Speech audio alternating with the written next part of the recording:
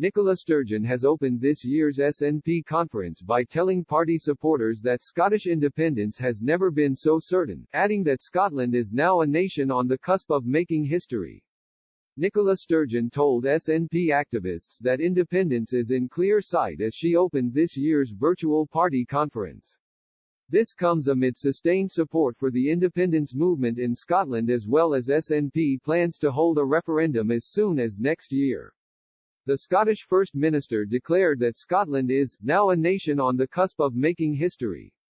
She told her party's annual conference, "Since our last conference, we have won a landslide victory in a UK general election.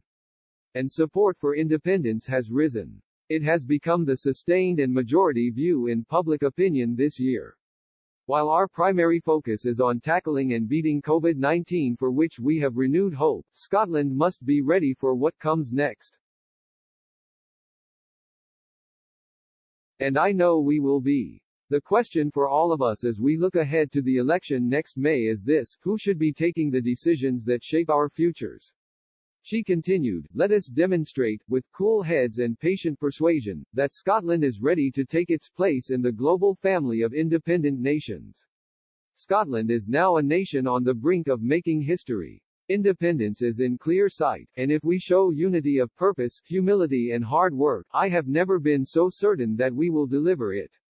An independent future lies ahead, let's grasp it." In recent months, several opinion polls have suggested a majority of Scottish people are in favour of leaving the UK.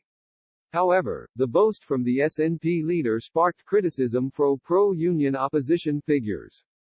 Pamela Nash, chief executive of the pro-UK Scotland in Union Group, said, "What people want is a unity of purpose, humility and hard work from the Scottish government to get us through the coronavirus crisis.